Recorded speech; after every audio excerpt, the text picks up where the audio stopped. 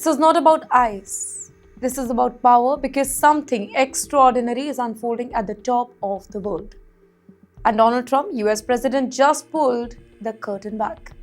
Greenland is back in the spotlight, a massive land of snow, rock, and silence.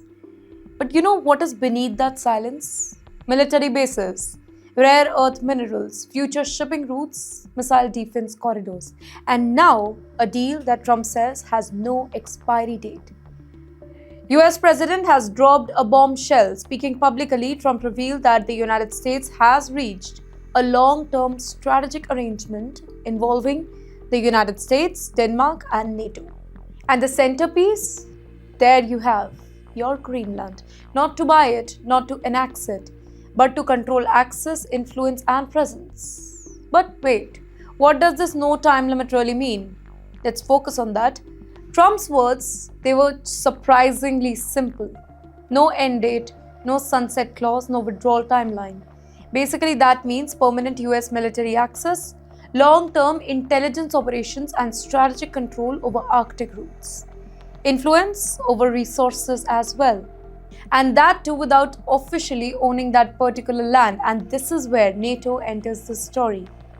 Here is the twist. This isn't just US versus NATO fight, at least not openly.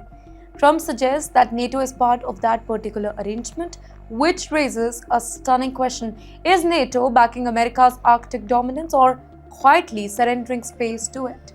Then comes Denmark's dilemma here. Greenland belongs to the Kingdom of Denmark. But Denmark cannot defend Greenland alone, right? So Copenhagen faces a brutal choice here. Rely on the US protection or risk losing strategic relevance in the Arctic. Trump's deal, it locks Denmark into cooperation, whether voters like it or not. And wait, nobody thought of Greenlanders here. That's the uncomfortable question. What about them? Greenland wants autonomy. Greenland wants control over its resources. Greenland does not want to become a chessboard. Yet, decisions are being discussed above their heads in Washington and NATO rooms.